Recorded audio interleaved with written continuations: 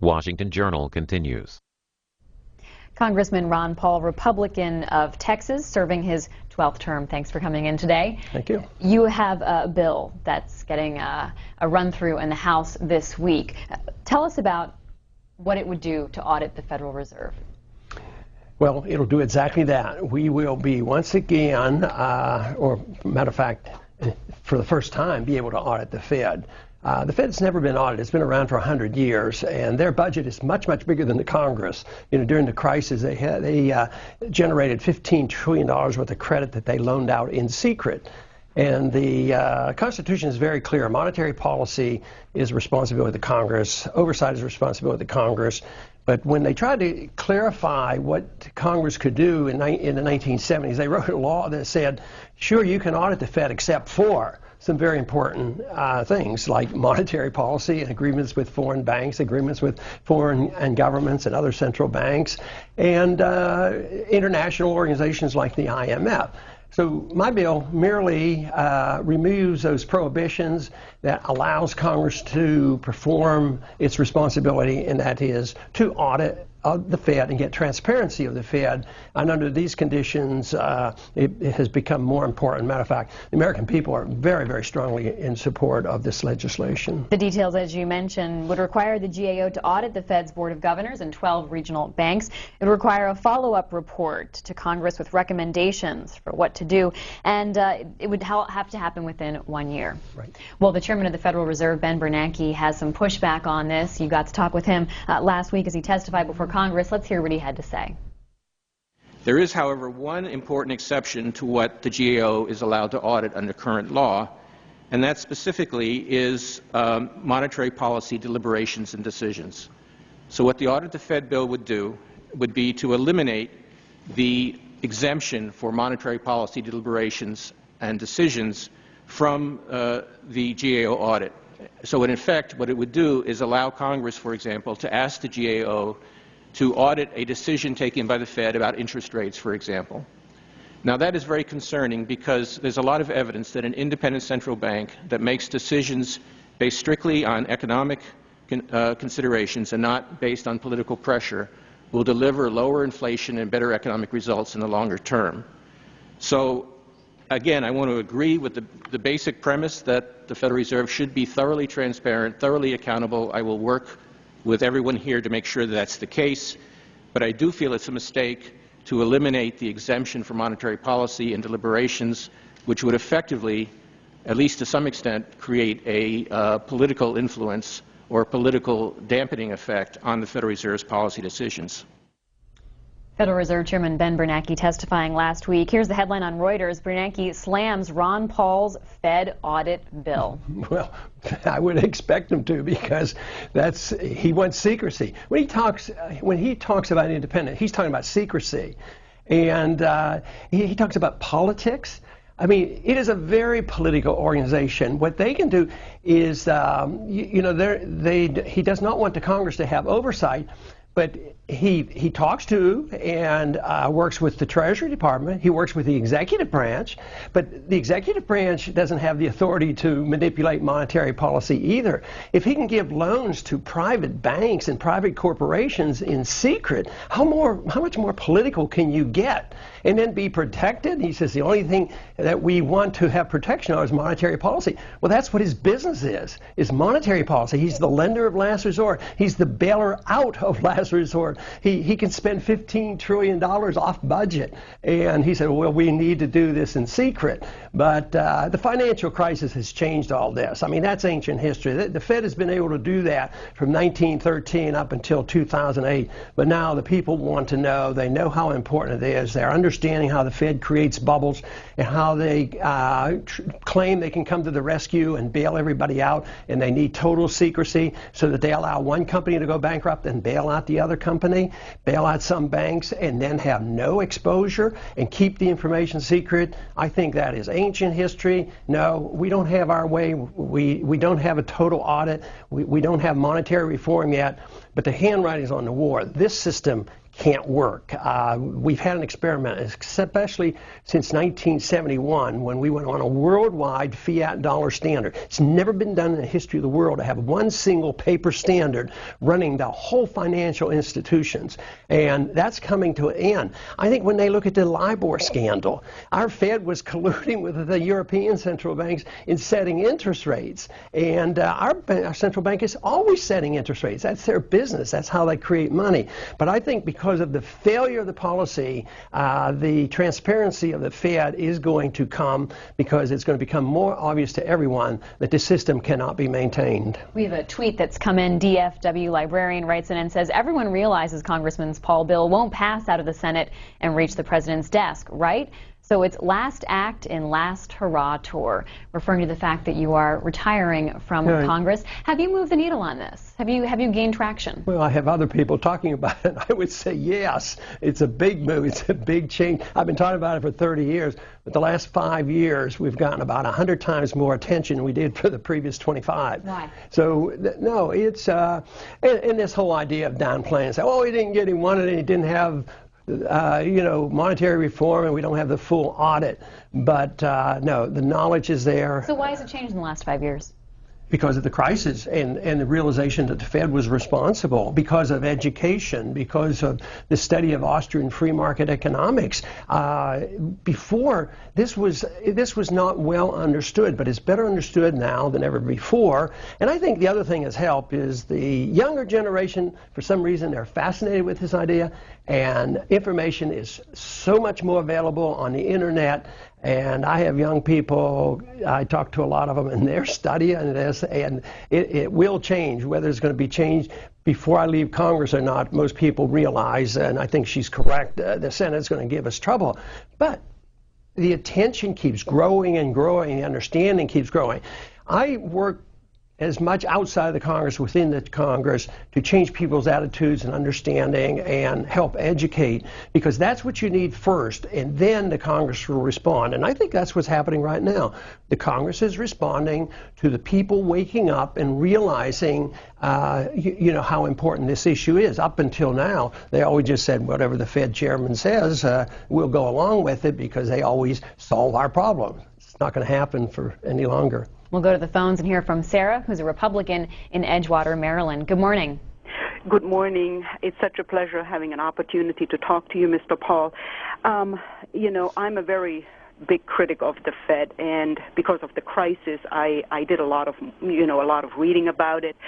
But what troubles me is that it still seems that a lot of members in Congress don't truly understand the controversy about the Fed, how it was created, what it truly does to undermine the system. What I was wondering is, would you agree with the statement that that America is bankrupt? That would be my first question. And the second one is, it seems that the United States as well as Europe, basically there's no more money to finance anything. And would a new financial system need to be implemented that also would include some form of debt forgiveness on a massive scale? That would be my question. Thank you so much, and it was a pleasure having an opportunity to talk to you. Thank you. You're right. The country is bankrupt. It has not been declared yet because the world still trusts our dollars. But we keep printing them, and the foreigners take it, and we buy goods. Yes, there's going to be monetary reform, and yes, there will be liquidation of debt. The only question is how does a country liquidate its debt? States and cities can liquidate debt sometimes by writing it off the books. Small countries can write their debt off, but they don't even like to do it.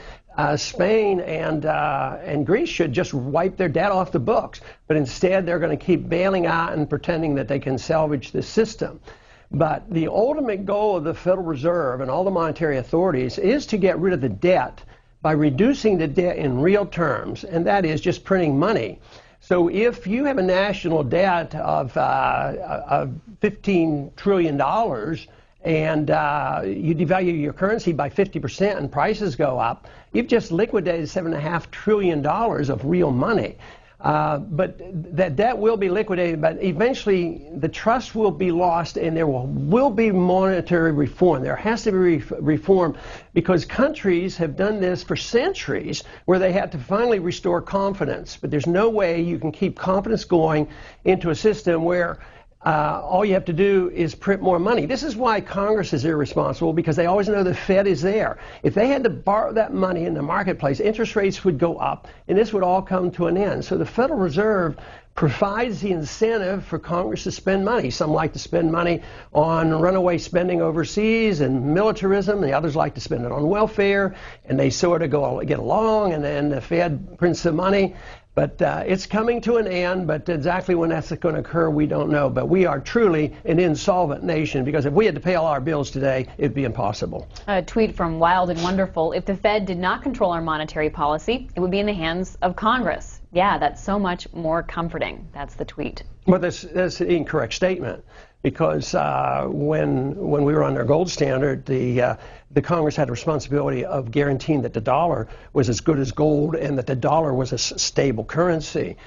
So no, you don't have to have Congress. You don't want Congress to do it. I wouldn't think Congress might print even more than the Federal Reserve, but they'd bail out different people. They might bail out the mortgage holder and the farmers, where the Fed bails out the big banks and the big corporations and foreign banks and foreign corporations. So it's whose special benefits. So I don't want the Fed to bail out the very super wealthy, and I don't want Congress, to say that we can just print out money and bail out, every mortgage holder. What you want is the market to operate where the interest rates go up by the market, supply of money comes into the marketplace, and if people go bankrupt, nobody bails them out.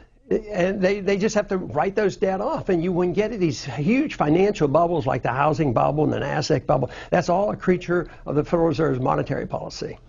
Gary in Butler, Pennsylvania, Independent Line, welcome. Yeah, Mr. Paul, it's just it's a shame that you get your rightful media coverage. I just wanted to ask you about the UN Rio Plus 20. That it was in Rio in June, I think, and it talked about an inclusive green economy, and it affects every aspect of our lives as a big country, our lifestyles, behaviors, education, health, consumption, production, agriculture, and it wants to create a international monetary fund. Might be Skinner, or according to a document, efforts to be made to explore the potential for innovative size of an IMF potential world currency known as special drawing rights, SDR. Let's get a response, Gary.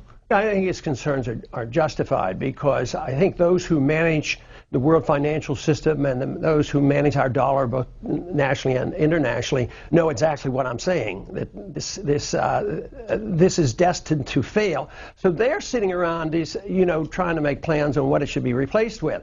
And I think they're absolutely right. They want to replace it with an international currency. They'd like to use the IMF. They're interested in world government. I'm interested in not even belonging into the United Nations. I don't want to give up our national sovereignty in any way, and I certainly don't want them to have the currency.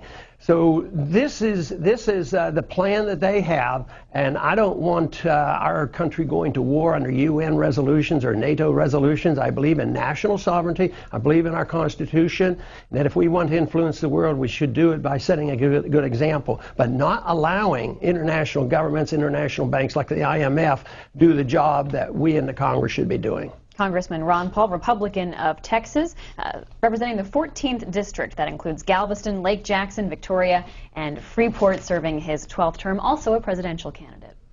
Let's go to R.I., a Democratic caller in Blytheville, Arkansas. Hi. R.I., you're on the air. Turn down your TV. How you doing? Good. Go ahead. You're on with Congressman Paul. Yes, I thank you all for what all y'all do for C-SPAN. Thanks. Please go ahead. All right, we're waiting for you. I just want to ask Congress Paul. Yes?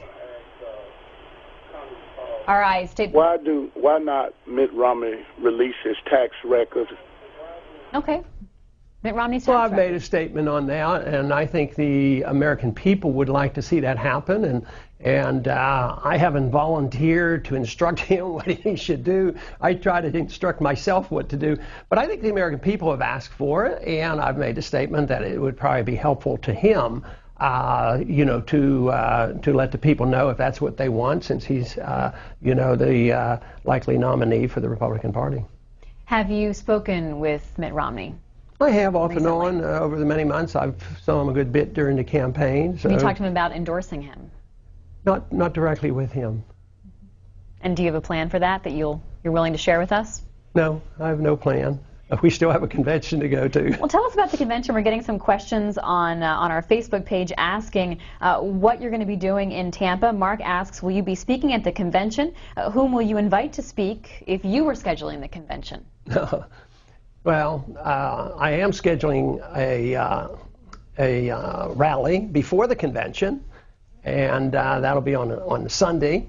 I'll be speaking at that rally. I had to have my own in order to speak. Now, I have not been invited to speak at the National Convention. It doesn't mean I absolutely won't be speaking at the National Convention, but as of now, I have not been invited to speak there. And who would you like to hear from if Mark had his way and you got to pick the roster of speakers? Who are leaders in the Republican Party you'd like to hear from? Well, unfortunately, I end up picking a lot of individuals who are probably more academically inclined than politically inclined. But, in our rally that we're having people around the country who have been successful during our campaign, who have become state chairmen, who have become nominees for Senate races that have great potential, and some are in office already. So there's quite a few. It's usually those who have been successful with the same message that I've been talking about, individuals who believe in personal liberty, a different foreign policy, an understanding of the Federal Reserve, and a market economy. And we put this all together, and there's quite a few. And with the risk of missing somebody, I'll just say there's quite a few, and they can look up the list of people who will be coming to our meeting on the 26th of August. Here's how a story from USA Today describes the status of your campaign. It says you're no longer actively campaigning for president, but you've not officially suspended your bid. You're still in the running to that degree. Here's the latest GOP convention delegate count that we see from the Associated Press. With Mitt Romney, 1,522 delegates. Congressman Ron Paul, 158. Will you share any more with us about what your plan is at the convention in terms of releasing delegates or sharing your message of what you'd like to see at Tampa come out of the Republican Party? Well, I look at this a little differently. It's not like I own my delegates. I'm not going to tell them what to do at all. But I would, at the convention, we'll probably clarify the numbers, because the way we count up all our delegates and all our alternates and people who are there that might not be able to vote for me on the first go-around, it's closer to 500. So that's a significant a number of people who will be participating in the process and participating in the platform. So we'll just do what we can to promote what we believe in and what we think Republicans have said they believe in, because for years and years they've argued they believe in limited government. And the group of people that will be attending the Paul conference and our delegates, believe me, they're not looking for bigger government. This country doesn't need bigger government. And Republicans profess that they want less government, but we actually believe in it. We don't want to just cut on the proposed increases, and that's all that's happened for the last 30 or 40 years. Nobody who's in office, it's always tinkering around the edges. We want to change the philosophy of this government. It's the philosophy of liberty. It's the philosophy of the Constitution and defending everybody's individual rights. Congressman Ron Paul. Let's hear from Richard, who's a Republican in Corryton, Indiana. Good morning, Richard. Yes, good morning. Two questions. First, this was all intended for the previous speaker, but I got put on hold till now. First is campaign finance, and the other is morality in campaigning. I want to ask, why is it the cost the huge cost of the media, the press, put into this equation on campaign financing. I'm not talking about news. I'm talking about political analysis of the news. The amount of money contributed by Fox News and the liberal media to this whole campaign business is millions of dollars. That isn't figured into this equation, and it ought to be. Okay, let's get a response from Congressman Paul, who's nodding his head. I think he has a great point, because some people look at this very superficially and they say, why is there so much money, all these donations and all this lobbying effort, millions and millions of dollars? Well, that's because government is too big and the politicians are yielding to the temptation of being influenced by money. But then they come along and they say, well, there's too much money and too many special interests, so therefore we have to write another law and say people can't do that. But his point is, okay, let's say corporations and individuals can't spend a penny. Well, it would go underground. They would spend it one way or the other. But the whole thing is, let's say you take all the corporations out of the money and all the private money out, then you still have the media. Then you have the left wing and the right wing on their news and their corporations. Why should they have a free ride on this? And so I would say that you don't solve the problem by more regulations telling people how to spend their money. You do it by shrinking the size of government. So there's no incentive to go to the auction. That's what government is a big auction, auctioning off all the benefits and all the privileges. And unless you have purity of thought of everybody in Washington, believe me, that problem is going to exist. The answer is going to be the shrinking of government, but just to regulate private financing and then allowing the corporations who run all the TV companies, then they would have free reign. Preston joins us from New York, on our Independence line. Good morning, Preston. Good morning, Libby. How are you doing? Good. Go on it right ahead with Congressman Paul. Hi, Congressman Paul. I want to echo the spirit of that earlier tweet that you had, and I agree with Richard to some extent. Here's what I don't get, Congressman Paul. You want congressional oversight of the Fed, right? That is correct. Okay, Congress. Sir, Congress is broken. What are you thinking? It's so locked up by politics that it's almost completely dysfunctional. I don't get it. I'll tell you what, I will accept that Congress can have oversight of the Fed when Right. Congress can get its act together. The first thing Congress should be concentrating on is on something like more realistic, like lobbying reform or campaign finance reform. That's far more realistic and doable even in this ridiculous environment we have now. I think it's more important. Why don't you try something radical by like working with Jack Abramoff or something. Team up with that guy who seems to have really turned his life around and is really focused on lobbying, and nobody knows it better than he does. Why don't you take the lead on something like this? You're just not going to get this oversight of the Fed through, sir. Oh, well, I think you're finding an excuse to duck the issue. Yes, I think Congress does have a lot of shortcomings, but if you're going to straighten out Congress, just straighten them up and have them do their responsibility. Matter of fact, the GAO is one of the few agencies of government that has a half-decent reputation, so I would say that's your best goal. I mean, you don't have the members of Congress actually doing it. What you have is a GAO doing an audit and giving this information. So just to say because Congress is inept, sure, they've been inept for 100 years on monetary policy. That doesn't mean we should say, oh, we can't do it. We'll just let them go ahead and do this. No, for forever and ever. So yes, they do have shortcomings, but I believe that you don't just renege on your responsibility because you can't get good results. David, Democrats line, Birmingham, Alabama. Good morning. Oh, good morning. Mr. Paul, I find you rather disingenuous. You draw Social Security, but you're against Social Security programs. Also, you are against the Civil Rights Act of 1964. But another thing I would like to say, what you were saying, I found out that you also have a lot of money invested in gold. So basically what you people are doing, you're looking out for your own interests. The United States is not bankrupt. It can print money anytime it wants to. It's different from Greece and the Eurozone. The Eurozone is invested. Also, the price of gold has nothing to do with the dollar. The dollar is based on oil, the price of a barrel of oil, which is being manipulated by China because China has previously has contracts where it has a fixed price on a barrel of oil, such as $20. When its price rises, it stays at that price. This is the difference. Thank you. What is his question? So, brought up the Civil Rights Act, your support or disapproval of that? Well, he doesn't have the full story. The Civil Rights Act is basically very good, but it also undermined a very important principle in a free society, and that has to do with property rights.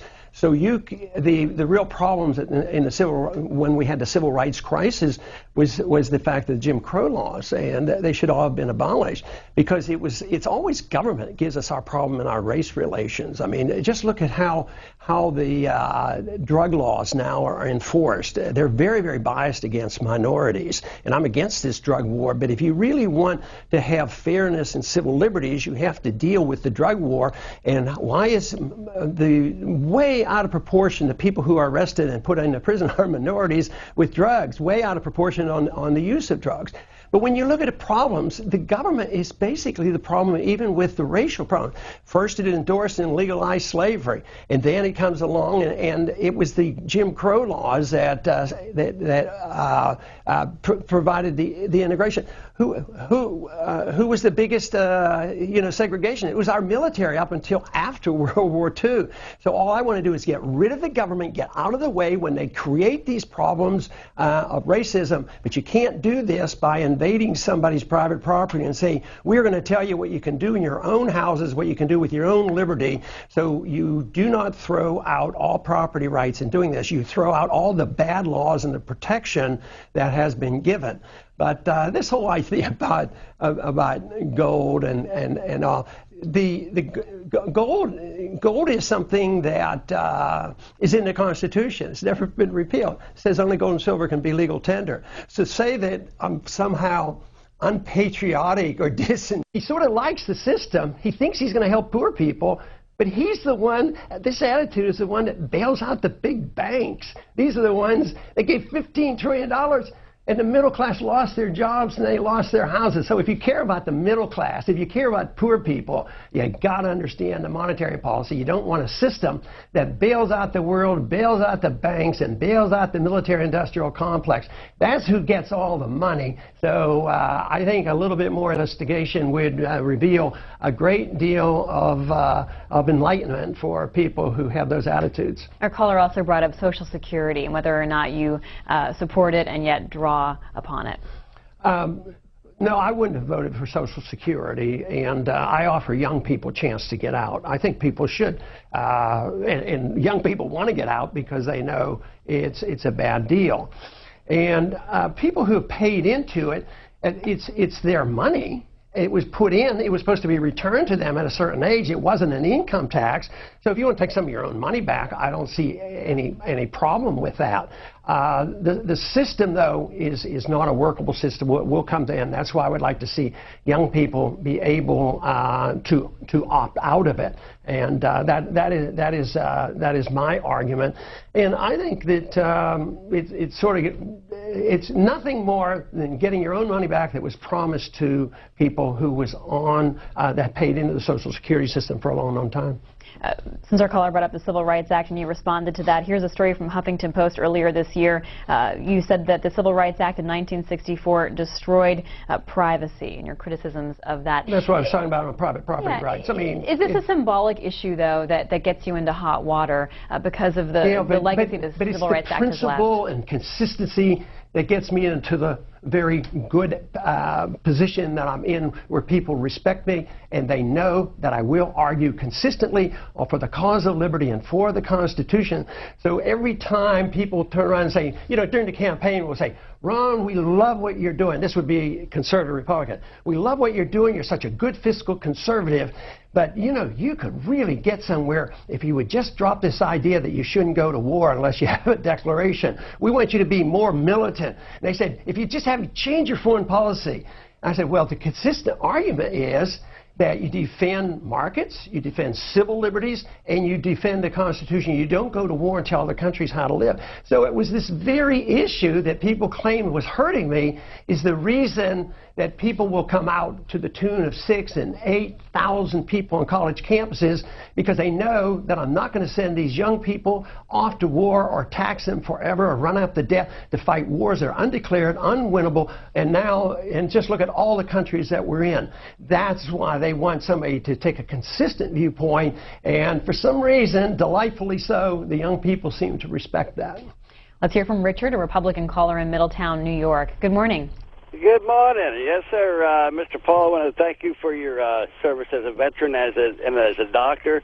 I'm a veteran. Was involved in a radioactive cleanup at Eniwetok Atoll, Marshall Islands. Now, I got a question and a comment. You know, everybody knows that the Federal Reserve is as federal as Federal Express, and I thank you, and I'm watching your bill on the Hill there for the audit, and I've been following you on the Daily Paul and on Alex Jones's InfoWars, and also Adam Kokesh, Veterans for Ron Paul. We know that you got more donations than the president and all the other candidates combined from veterans and military. And I was wondering if you're going to be able to speak you're going to have the Paul Fest, and I'd like to be down there. And, you know, there ain't no difference between Romney and Obama. You know, they're all bought and paid for by the same people. You're the last, I think, honest man on Capitol Hill. I appreciate what you do. Thank you, sir. Thank you. I will be speaking at the rally that I'm putting together on Sunday, which is on the 26th, 6th of August. But your point is well taken about the military. The top 4 categories of donations come from the Army, Navy, Marines, and Air Force. So those are my top donations. And I've been in the military, and he's right. I got more money than everybody else put together. Because the accusation here in Washington is if you don't vote for the war, if you don't vote for more money, and if you don't vote to endorse the policies that got us into war, for some reason you're un-American, you're unpatriotic, and you don't care about the troops. But the litmus test is, where are the troops? And I was in the military for 5 years in the 60s, and believe me, I wasn't looking forward to the expansion of the Vietnam War and the prolongation of the Vietnam War. Made no sense whatsoever. So, and that's the way the military people are. People join the military for good reasons. They believe in the country. They believe we should have a strong national defense. They join the Guard units. They join our reserves. They didn't join that so that they could go and have 3 or 4 or 5, 6 tours of duty to the Middle East and not even know while they're there, fighting a war that was undeclared and never knowing when it's going to end. And this is something that the young people, not only the ones who were in the military, but the ones who are inheriting this mess, are very much opposed to. Tom, independent caller, Lawrence, Kansas. Welcome. Thank you. Dr. Paul, I honor your commitment to rooting out the criminal currency cartel that fronts through the Federal Reserve and its high treason finance that weaponizes against the American people and the people of the planet. And I would like to ask you to straighten out your record in terms of foreign policy, because in many ways I honor what I see as your non-interventionist foreign policy, which should actually be called a do-no-harm foreign policy.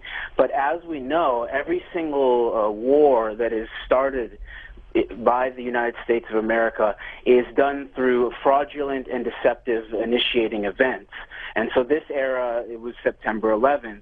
And you took an oath to honor the Constitution. That includes against domestic enemies. And under Article 3, Section 3 of the Constitution, it's clear that the fraudulent nature of the September 11th attacks are treason, and it goes to the bowels of our national security complex and to the Likudnik operatives who have infested many of the high positions in the Pentagon, and that would include people like Michael Chertoff.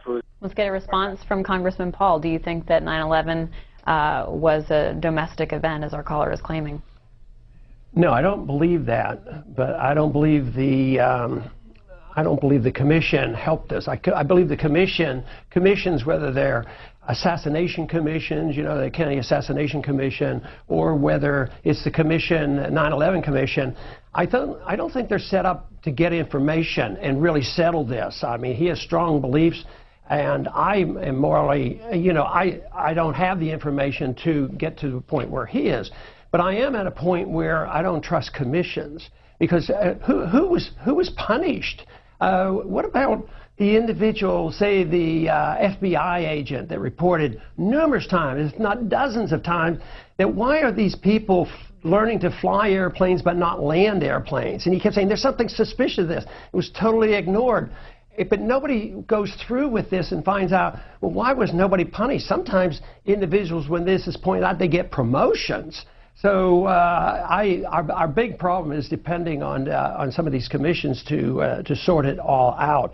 But I think his point about going to war under false pretense is a pretty good one, whether it was the Spanish-American War and even the misinformation on what happened prior to the Pearl Harbor attack, the Gulf of Tonkin resolution, this whole idea and all the gross distortions about why Saddam Hussein was about ready to launch a nuclear weapon at us and justified us going in there. And I think one of his points was, 9/11 occurred. I voted for the authority to go after those responsible, but Iraq had nothing to do with it. And that's where we concentrated for 10 years. Loss of life, loss of, it's probably a million citizens in Iraq over the last 20 years or so was a result of our intervention over there. And now, total chaos. Just listen to the news this morning. More killing going on in weeks in Iraq. Now Iraq is aligned with the Iranians. It's such a foolish foreign policy, and they go to war under false pretense. They tell stories, and my idea is follow the Constitution. Don't go to war unless there's a declaration of war, and it's up front, and the Congress supports it, and the people support it. Then we know why we're there. We know what we're fighting. We'll know when it's over, instead of these delayed 10 and 20 years of involvement around the world. Congressman Ron Paul, Republican of Texas, representing the 14th District. He's been running for president, although no longer actively campaigning, has not officially suspended his bid. His past includes a Libertarian Party nomination for president back in 1988. He also served as an Air Force flight surgeon. He served in the U.S. House. He's a doctor and served in the military, as he mentioned, in the Air Force and the Air National Guard. We have a Democratic caller, a Libertarian more specifically, on the line now from Gladstone, New Jersey. Chris joins us. Hi, Chris. Hi, good morning. Good morning. Just want to start off by saying how much we appreciate what you do, Dr. Paul. I was one of the few who was soaked standing in Philadelphia watching you right by the Liberty Bell. It was a magical day. Just wanted to ask you about the economics of the drug policy. I heard you touch on it earlier, but it seems as if it's an issue that is almost under talked about, and if we want to hear that explained so more people can understand it from an economic point of view. Very good, because there's not enough attention paid to it. I do talk about it at times, but maybe not enough. But it is a big economic issue. Since the 1970s, this modern day war on drugs, we've spent literally trillions of dollars, $3 to $4 trillion, which adds up to the debt. Has accomplished nothing. Prohibition doesn't work. It's actually, the war on drugs is a lot worse than the prohibition of alcohol. The people who endorse the drug war are the drug dealers, and some people who are misled into believing that it's a moral issue and that you can make people moral and be better behaved by having these laws. But there are other economic issues other than the debt involved, because there are other special interests. If you take the drug marijuana, the one group of people who really don't want it legalized are the people who sell alcohol, because actually alcohol is a much more dangerous drug than marijuana, and what if people were able to use that and not buy as much alcohol? So they have a special interest. Also, the drug companies, they're selling these pain medications and all kinds of medications for all kinds of things. If marijuana were legalized, maybe you would have a lot less. Think of the people who might be helped that are dying with cancer and can't take anything else and can't eat. So my issue is not so much to defend the drugs and defend the marijuana, but government messes things up. It costs a lot of money, and besides, it's your body, it's your life. You can drink alcohol if you want, except if you're 18 and you have to go over and get killed fighting overseas, you're not allowed to drink alcohol. That's how bizarre it is. But it is a big economic issue. It's a personal liberty issue as well. Walnut Creek, California. Jenny, Republican caller. Good morning. Good morning. Please go ahead. You're on with Congressman Paul. Yes, Dr. Paul, good morning. I appreciate that, Dr. Paul. You have an outstanding mission for the country, and I have a very simple question. I understand correctly your mission if that Federal Reserve has override the proceeding of all the policy in central bank globally in currency in terms of monetary. But why could not bail out the United States as a way of the wholly domestic policy, entitlement programs, as well as no strategy foundation that will get us out of the debt? That's my question. I appreciate it. Well, the Federal Reserve has a lot to do with the debt. If you didn't have a Federal Reserve, the debt would be self-limiting. Federal Reserve I call an enabler. It enables Congress to spend and not be responsible. So if they want to fight wars, it's fought through inflating the currency and printing the money. If you love welfare benefits for everybody and there's no limits, then you'll like the Fed, because the debts can be run up, and look at where we are today, but there's still, interest rates are low because the Fed is printing money like crazy. The only problem with this is that that debt is unsustainable, and that's why the markets are rocky right now, and worldwide it's a phenomenon. We're doing a little bit better than the rest because other countries are doing so badly, you know, compared to Greece and Spain. We look pretty good, but the debt is run up because there's a strong appetite for the American people, you know, to keep fighting and putting these troops overseas, and a strong appetite. You can't allow anybody not to have a check come from the government. So more than about half the people in the country now live off the other half, and they get checks from the government. So that inevitably will run up the debt, inevitably will cause the big crash that will be very, very devastating to all of us. We'll go to Harbor Springs, Georgia, where Al is an independent caller. Good morning. Hello. Hi, Al. Hi. I just wanted to let Dr. Paul know that I really appreciate him. You know, I've watched him over the years, listened to him over the years, and he's real consistent. And you know, he was the best candidate that we had, and people just don't realize that. I'd also like to point out to Dr. Paul that maybe a lot of African Americans and a lot of the Hispanics would probably vote for him if he would have been an independent. I think just because he's a Republican, I think that holds him back as far as those two camps are concerned. And I'd also like to say that the issue with the currency that people don't really seem to get is that the Federal Reserve really seems to own the currency. From what I can tell, the United States doesn't even own the currency anymore. The Fed is a private corporation, and when they print that money, they loan it to the government at interest, which we pay through our income tax. And I think that's something that people just miss. They don't really understand that. And if Dr. Paul might be able to, you know, shed some light on that for people, I think they'd start scratching their heads and trying to understand exactly what's going on here. Because if we own the currency, why are we paying the Federal Reserve at interest? I think it's a pretty good point, and it is a payment has to be done, and it is paid for mostly by middle class and the poor, because they print the money, and you suggested where does it go? It goes to the government, and it goes for government programs. It goes to big corporations and big banks. People who get the counterfeit money. This is literally morally a counterfeit money. So if you get to spend it into the economy, you get a better deal than if you end up holding the money 1, 2, 3, 4 years later when the money loses its value. So this is why people on fixed incomes, people who get Social Security and they live on this, their standard of living is going down. So it's very, very unfair. The monetary system we have today inevitably destroys the middle class and enhances the rich. So we do have a 1% problem. The 1% is not because they've earned the money, but because they've had special benefits from the government. And you're right about appealing to minorities. It is more difficult in the Republican Party. I tried to change that, but I keep thinking about one time when I brought up the subject of the drug war being unfair to minorities, and I believe that was one of the nights I got booed. One thing is I probably got booed more than any other candidate in the Republican Party, because another time I made this radical proposal that we have a foreign policy based on the golden rule, that we shouldn't do anything to any other country that we wouldn't have them do to us.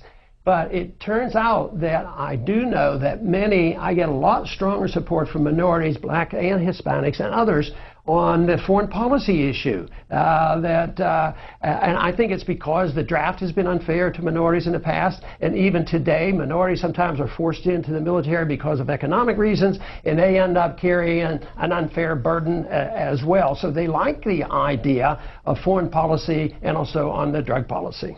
Congressman Paul, 2 questions on Twitter. Anna asks, if you are not nominated to be the president, what are your plans for the future? And then another question, would you consider any cabinet positions if not elected president? Which ones? I'm not considering it because I'm not expecting that I would be offered anything. That would be a pretty big surprise. Federal Reserve Chairman? No, I don't think they'll offer that to me. No, that's not going to happen. But I'll probably continue to do exactly what I'm doing. I've been very interested in promoting ideas of personal liberty, sound economic policy, and a different foreign policy since the early 1970s. Politics were it was really an aside. I did that without expectations that I would ever be in politics, only a vehicle to talk about these issues. So I'll continue to do it. Campaigning for liberty is what I've spent my life doing. Even those years I was in Congress, I dropped out for 12 years and went back to medicine. So I'll continue to do this because I think it's really this whole issue of liberty and liberty government is, to me, just coming alive right now. So I'm really excited about what's happening. Not what's happening over on the Hill. We're getting there, but the country is waking up, especially the younger generation, and I'm excited about that. Congressman Ron Paul, Republican of Texas, thanks for being here. Thank you.